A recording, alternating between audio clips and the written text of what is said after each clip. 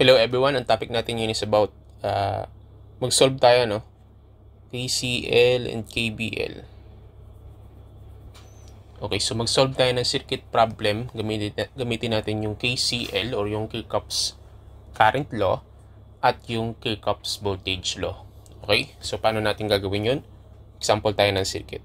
Itong example ng circuit natin, isang basic na combination ng series and parallel circuit. Okay, so wala pa tayo dito makikitang dalawang source.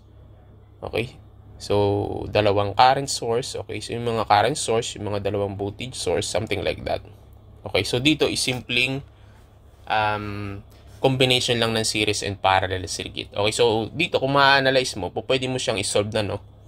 Okay, so gamit yung usual na pag-solve natin ng series and parallel. So makukuha na natin yung current, no? Okay, so meron tayong applied voltage. Let's say ang applied voltage natin is, sabihin natin 24 volts. Okay? Then yung R1 natin, sabihin natin 1 ohm. Yung R2 natin is 2 ohms. Yung R3 natin is 4 ohms. Yung R4 natin is, gawin ko tong 3 ohms. Is equivalent sa 4 ohms. Okay? So, ang hahanapin natin is yung current sa I1 natin or yung simply IR1, no? Pwede rin yun. So, yung current natin sa I3. Yung current natin sa I4. Okay? And of course, yung current natin sa I2. Okay? So, hanapin din natin yung, sulat natin, ano, I1, I2, I3, at I4. Okay? And then, of course, VR1, voltage drop ng R1, voltage drop sa R2, voltage drop sa R3, voltage drop sa R4. Hanapin natin yan. Okay? So, dito ang gagamitin natin is yung KCL and KBL. And then, mamaya, isosolve natin na to. Isosolve natin to, no? Gamit yung isang simpleng way, yung gamit yung series and parallel, simply solving ng ganun, no? So, dito, is-apply natin itong KCL and then KBL na tinatawag. Okay? So, again, sa KCL, ang rule natin dyan, no? Entering plus leaving is equal to 0. Or pwede din namang entering is equal sa leaving, ano? Yung pumasok sa node natin, sample ito. O kung may pumasok ka na current dyan, dalawang ganyan. So lumalabas na, ba, ito I1 mo, tapos ito I2 mo, tapos ito I3. So mangyayari niyan, ang entering mo dyan, papasok dito sa node or sa junction is I1 at I2. So I1 mo ang entering, I1 at saka I2. Which is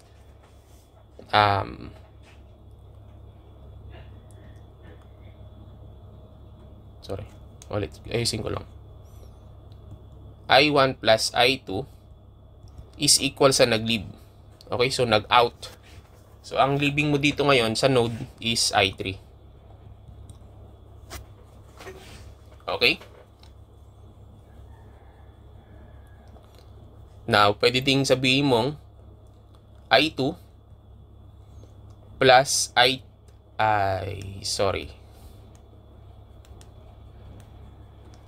ito, I1 plus I2 minus I3 is equals to 0. Ito yan. Yun yung sinasabi niyan. Entering is equals to leaving. Ang entering mo dito is I1 at I2. Ang leaving mo dito is I3. Dito, I1, I2 is entering mo. Tapos, negative mo is leaving. So, pero bakit plus pa rin yung ginamit natin, ano? Kasi nga, yung I1 plus I2, pwede mong isulat niyang plus pa rin, ano? Plus negative I3 lang is equal to 0. And may rule tayo na kapag papasok siya sa node, ang gagamitin natin is plus. Then, kapag palabas siya sa node, ang gagamitin natin is negative. And then, equate natin sa 0. Okay, so yun yung current law. Okay, Kirchhoff's current law. Okay, so malinaw na tayo dyan.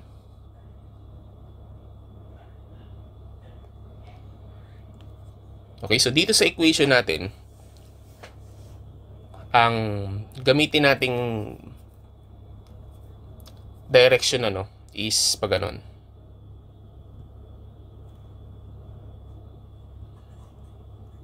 Okay, so ganyan ang ginagamit kong direction dito kasi ito yung source natin. Dito ako nag-base sa source natin. So nag-out siya sa positive, babalik siya sa negative. Isa lang naman yung source natin. So kung ito yung direction mo, ganun din dito. Ganun din dito. Okay? Okay. So meron din akong topic na conventional at saka electron flow, no? Kapag yung charges mo nag-leave sa ito yung positive mo tapos ito yung negative mo. Yung charges mo nag-leave out from positive and back sa negative or out to negative, ang tawag dyan is conventional.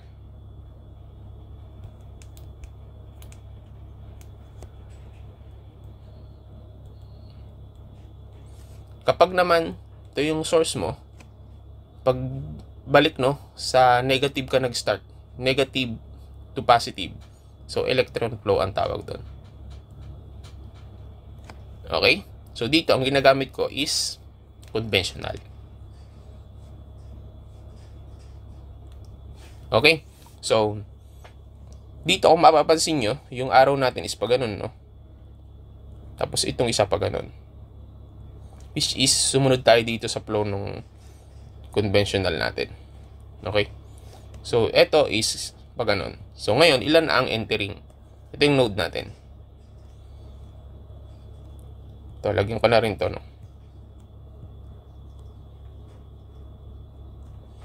So yung entering natin dito is I1 lang. So ang equation natin sa KCL is I1. Tapos yung nag-leave sa atin is dalawa, I2 at saka sa I3. Ito na gamitin ko. Entering is equal leaving. Okay? Is equal sa leave na nag-leave sa atin. So I2 plus I3. Ito yung mga nag-leave, ito yung mga nag-enter. Okay? Iusin ko lang. I1 is equal to I2 plus I3. Okay, so meron na tayong equation para sa KCL. Then next, proceed tayo sa equation naman natin para sa KBL. So sa KBL natin, meron tayong tinatawag na loop na sinusunod na, no? Ito yung closed path natin. Yung closed path is also called loop. Okay? So ang loop natin dito, mag-assign muna tayo dito. Sa point na to, tatawagin ko siyang A, ito ay B, ito ay C, ito ay D, ito ay E, at ito ay F. Okay? So ang unang-una natin gagawin is mag-assign tayo ng polarity. Now, so since ang source natin is isa lang, dito tayo magbe-base. Ito yung positive, ito yung negative. Baguhin ko. Ito yung positive mo, ito yung negative mo. So, itong R1 mo, itong point na to, more positive. So, the other side must be negative. Itong sa R2, mas malapit siya sa positive. So, mas malapit ito sa positive. Ito yung positive. So, the other side must be negative. Itong point na to, no? Ito. Ayan, mas malapit siya sa negative. So, negative to. So, the other side must be positive. So, ito ay mas malapit sa positive dito. So positive yan, the other side must be negative. Okay, so nalagyan na natin lahat yung apat na resistor ng polarity, no? Now next is we go around the loop. So ang loop dito is tatlo, pero ang pinakagagamitin ko is dalawa lang, yung loop para sa yung closed path ng A, B, C, at saka ito ay E, no? Itong loop na to ang gagamitin ko. Okay? So, A, B, E, A, B, E, then F, then back sa A. Ito yung dito tayo kukuha ng equation natin. Equation number 1 para sa KBL. Okay? So, next is yung loop na kasunod or yung closed path na kasunod. Ito naman ang gagamitin ko. Okay? So, para sa equation 2 ko yan. Equation 2. So, mag-start ako sa B, sa C, sa D, then E, then back sa B. Okay? So, makakapag-produce na tayo ngayon ng equation natin. Okay, so isa loop 1. Okay? So, we go around the loop. So, since yung direction natin is pa-clockwise, no? Ito, pa-clockwise.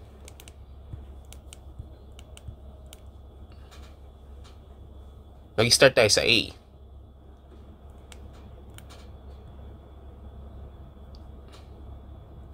From point A to point B, nadaanan natin is R1. Okay, so since KBL yan, voltage ang focus natin, no? So, voltage drop sa BR1. Okay, so from A to B, ang nadaanan natin is R1.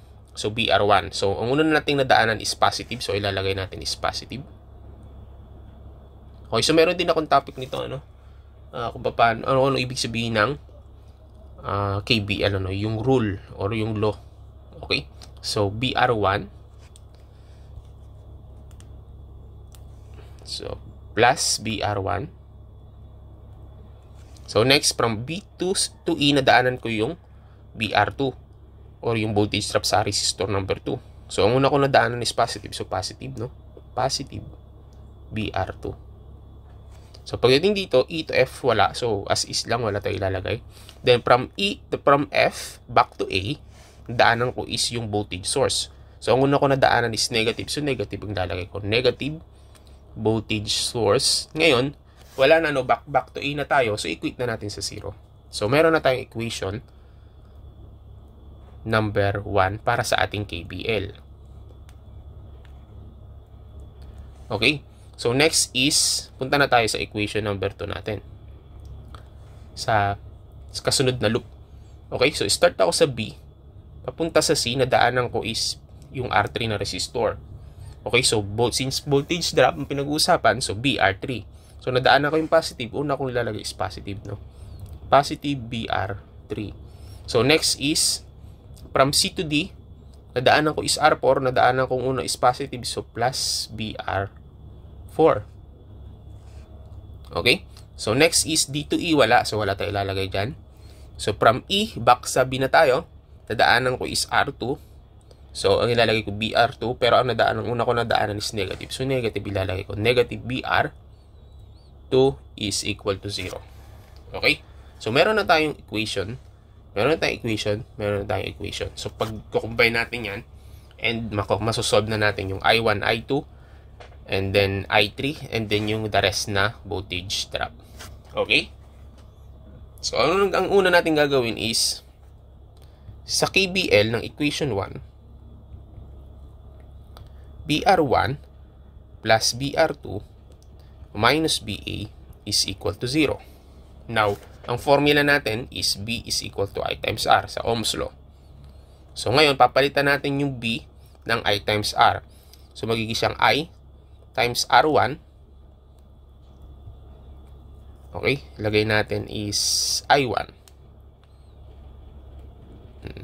Plus I2, current lang sa I2. Naka-multiply siya sa R2. Minus VA natin. Yung voltage source natin is 24. Lagay natin 24 volts. Is equals to 0. Now, the next is, yung R1 natin is equivalent sa 1 ohm. Plus, yung I2 natin is equivalent sa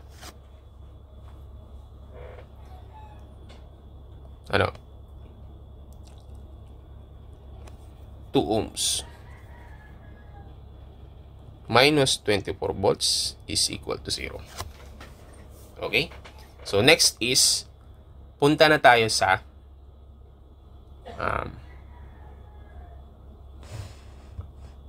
dito sa ating equation 2. So, okay, sa equation 2 tayo. So, again, BR3. Hindi ko nilalagay yung positive, no? Dito. Hindi ko na ilalagay yan. Kasi, kahit walang positive yan na nakalagay, consider as positive yan. Okay? So, plus BR4 minus BR2 is equal to 0. Okay? So, si BR3 natin, of course, I3. Tapos, yung R3 natin is 3 ohms. Plus, I4. Tapos, yung R4 natin is 4 ohms. minus yung I2 natin, BR2 yan I2 times yung ating R2. Sorry, nirekta ko na pala. So, ang R2 natin is 2 ohms is equal to 0. Now, dito kung mapapansin mo, sa ating I3 at saka sa I4, kung mapapansin mo yan, magka-series yan. Okay? Magka-series yung I3 at saka I4 mo. So, ibig sabihin, yung current mo sa I3 is equal sa I4. Okay? So, yung tanda mo, I3 mo is equal I4. Okay? So, pwede kong isulat to ng I3, 3 ohms, plus yung I4 ko gawin ko ng I3 na lang. No? Plus 4 ohms, minus I2 is equal to 2 ohms. Okay? So, anong kasunod natin gagawin?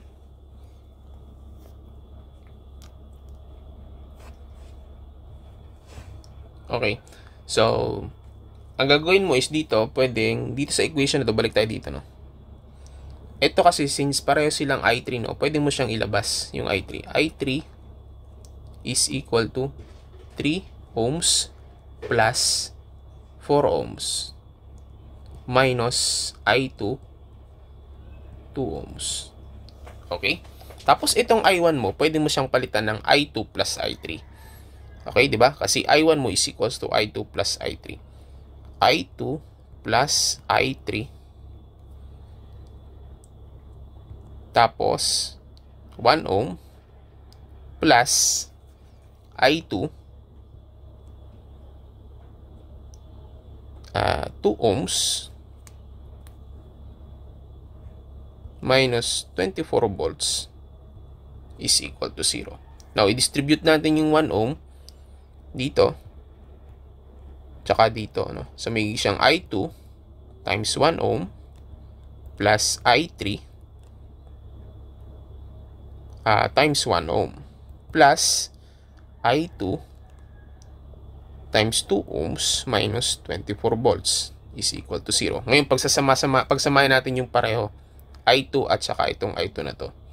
So, pwede siyang maging I2, naka-multiply siya sa 1 ohm, ilabas natin yung I2, no? Plus yung 2 ohms mo plus I3, 1 ohm. Of course, minus 24 volts is equal to 0. So, ngayon, ito yung equation 1 mo, no? Tapos, ito na ngayon yung equation 2 mo. So, dito is, sulat ko lang na maayos to, I3 is equal to 3 ohms plus 4 ohms. Tapos, itong isa ay minus I2, 2 ohms is equal to 0. Ito yung equation 2 mo. Ngayon, pwede mong, ito kasi may I2 at saka may I3.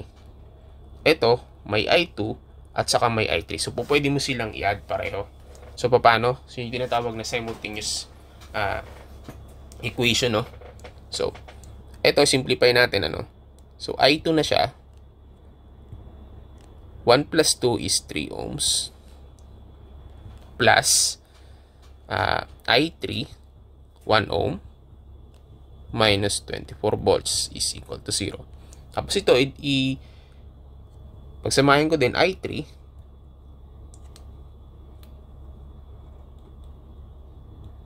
plus 4 is 7 ohms minus I2, 2 ohms is equal to 0. Okay? So, dito ko ilagay ito. Ito, positive I3, no? Plus I3, 7 ohms. Tapos, etong isa, negative I2, tapos 2 ohms. So, lagyan ko rin ng 0 to. 0 volts is equals to 0. Para masolve natin ng maayos, no? Okay? So, ngayon, ito po pwede mong eliminate itong itong I2. So, paano mo gagawin? So, gagawin mo silang equal pero magkaiba ng sign para makancel mo sila. So ngayon, kaya lang ito 3 at 2. So, though pareho magkaiba na sila ng sign, no? Kaya lang, hindi mo siya mai-equate sa 0. Okay, hindi mo siya mai-equal sa 0 kasi bibigay sa yung sagot niyan is positive I2, 1 ohm. Okay, so mangyayari nun is multiply ko ito. Pwede kong i-multiply ito sa 2. Okay, so pag minultiply ko to 2 times 3, magiging na siyang I2, 2 times 3 is 6 ohms plus I3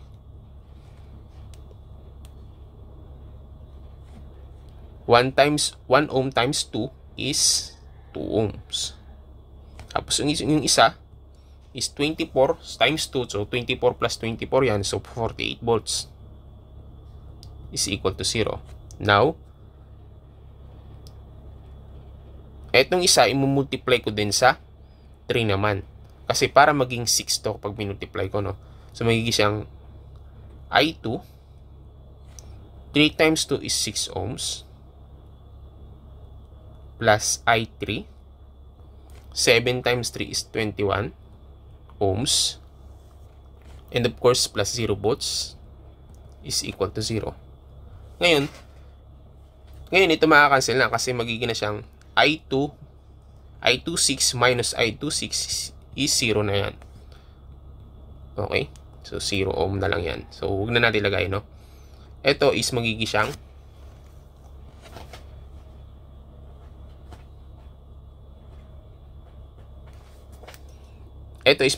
I3. No, isulat ko ng panibago, no? I3 2 ohms plus I3 21 ohms. Tapos ito ay negative 48 volts is equals to 0. Ngayon, ilalabas ko itong I3. Magiging na lang siyang 2 ohms plus 21 ohms minus 48 volts is equal to 0. Ngayon, okay. Dagdag tayo. Dito ko ilagay, no? I3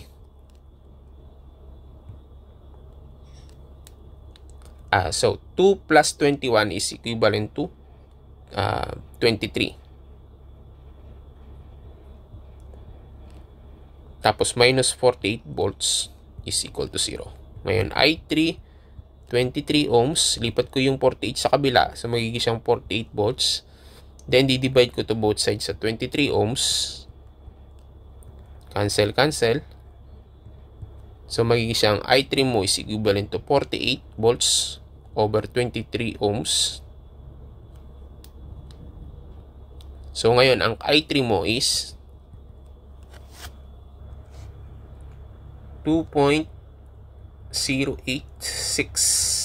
amperes or 2.09 amperes. Okay? So meron ka ng I3. Pwede mo na ngayong makompute yung iyong I2. Okay? So, pwedeng ito.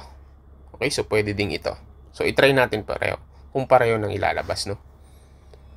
So, sa equation 1 mo, ang equation mo is ito, no? I2 tapos 3 ohms ka plus I3 1 ohm minus 24 volts is equal to 0. Now, i-substitute natin yung I3 as, ito ilagay natin, 48. No? 48. Okay? So, I2, 3 ohms.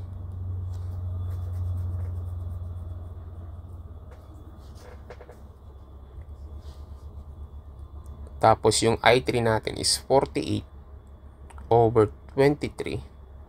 Naka-multiply siya sa 1 ohm minus 24 volts is equal to 0. So, I2 naka-multiply sa 3 ohms. Ngayon, plus ito, 48. Ito, add natin. 48. Ito kasi magiging 1 na lang, ano, kasi naka-multiply siya sa 1. So, 48 over 23 minus 24. Okay, so ang sagot sa iyo is negative 504.23 is equal to 0. Okay, so ilipat natin itong 504/23 sa kabila. So, naka-negative siya, magiging positive siya. So, I2, 3 ohms is equal sa 504/23. Now, di-divide natin yan sa 3 ohms. Okay? So, 3 ohms. All over 3 ohms. So, ang I2 mo ngayon is equivalent sa, ang sagot mo is 168/23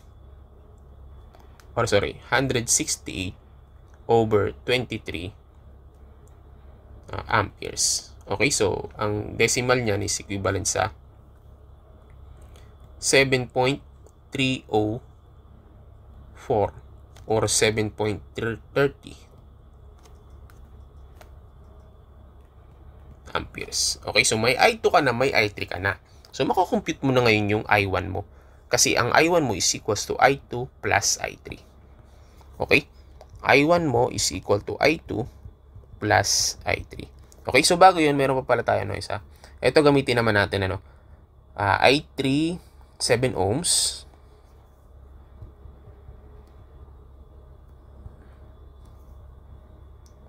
Minus I2, 2 ohms. Minus I2, 2 ohms is equal to 0. Tama? I3, 7 ohms minus I2, 2 ohms is equal to 0. So again, ang I3 natin is 48/23. 48/23, nakamultiply siya sa 7 ohms minus I2, 2 ohms is equal to 0.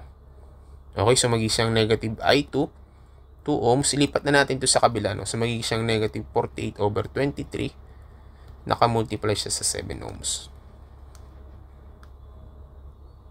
Tapos divide natin both sides sa negative 2 ohms. Okay? 2 ohms. Cancel. Magiging siyang I2. Ngayon, irerekta na natin sa calculator yan. At ang ibibigay sa yung sagot niyan is 168/23 amperes. Okay, so ito ay negative, no? So, negative divided by negative is equivalent to positive. So, tama naman, no? I2. Okay? So, balik na tayo dito. Ang I1 natin is equal to I2. Ang I2 natin is 48/23 ohms. Huwag na natin muna lagyan ng unit. Okay? So, plus 168/23. So, ang I1 mo is equal to 216/23 amperes or 9.391 or 9.39 amperes. Okay? So, ito ang I1 mo. Ito ang I2. Ito ang I3 mo. Okay? So, pwede mo na ngayon makompute yung BR1 mo, BR2, BR3, and BR4. Okay? So, ibig sabihin, ang flow ng current mo dito is, yun na nga, 216/23. So, dito yan. 216/23. Tapos, yung flow ng current mo sa I2 ay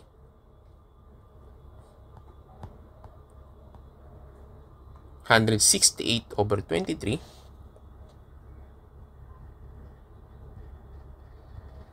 Tapos, yung flow ng current mo sa I3 ay 48/23 ohms. Amperes pala. 48/23. Okay, so, may I3 ka na, may R3 ka na, makukompute mo na ngayon yung voltage drop mo sa R1, sa R3, sa R1, sa R2. Of course, dito sa I4 mo, ang current mo dyan is 48/23 din. Kasi nga, series sila, equal yung current mo sa I3 at saka sa I4. Okay? So, sa BR1 mo is I 216 times 1. So, ang voltage drop mo is So 1 ohm lang yan is 216 over 23 volts. Okay? So sa ano mo naman, sa I2 mo naman is 168 over 23 times 2 is 336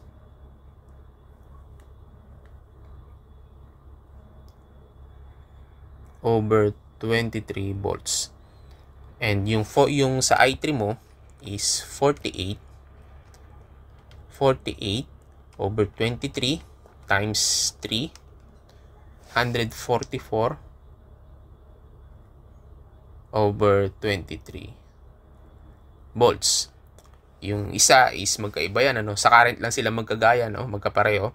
Pero sa voltage drop magkaiba kasi magkaiba sila ng value ng R4. So 48 over 23 times 4. Okay, 192 over 23 volts. Okay, so again 216 over 23. I2 is 168 over 23. 48 over 23. 48 over 23. So ito lahat ay amperes, no? Amperes. Okay, so ganun lang ang paggamit ng KCL and KVL. So basic pa lang itong ginagawa natin, ano? So medyo mababa yung video natin, ano? Pero kapag kayo na yung magsosolve, so practice to practice and practice, magiging mas mabilis pa kayo kapag kayo ay nag-solve ng maraming circuit problem. Okay, so practice makes faster. Okay? So, yun. Pwede nyo i-try, no? Actually, pwede naman natin i-try dito, no? Okay, so ang kunin lang natin is I1, no? I-try lang natin, no? Kunin lang natin is I1. Okay, yung I1 lang ang kunin. Kapag palabas natin 216.23, tama yung ginawa nating proseso sa KCL and KVL. Okay? So, tanggalin ko lang ibang part dito.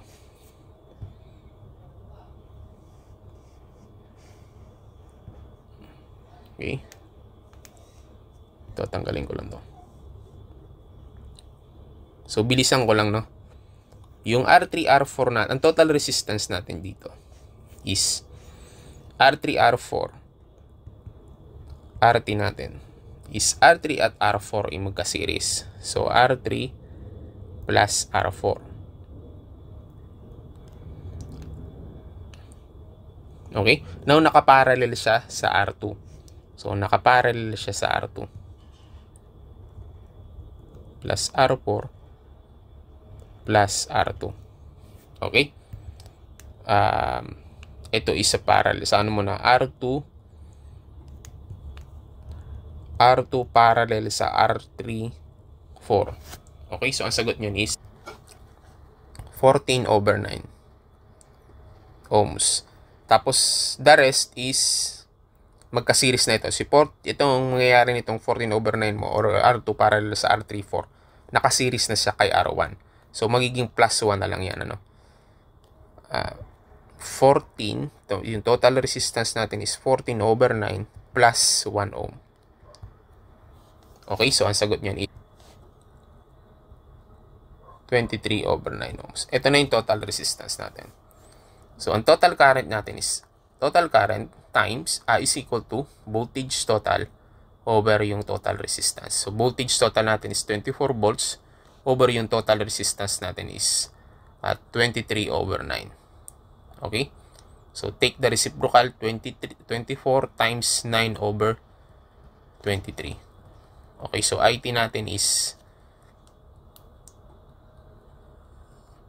24 times 9 is 216 over 23. Okay, so yung nakuha nating IT is equal sa I1. Okay, which is itong IT natin, ito din yung I1 natin. Kasi nga, kung mapapansin nyo, ito yung main line natin dito.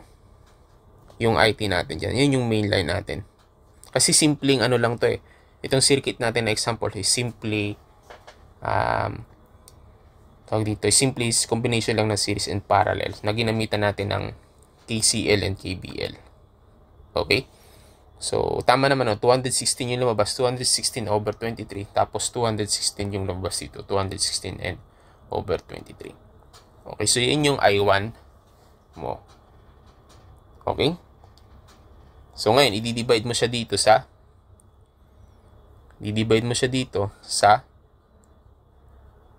R2 at saka dito sa R34. At ang lalabas na ibibigay sa inyo sa ganyan is 48 and 23. Okay, so po pwede nyo i-compute, and then kung ano yung makukuha ninyo, po pwede nyo i-comment para ma-check natin, and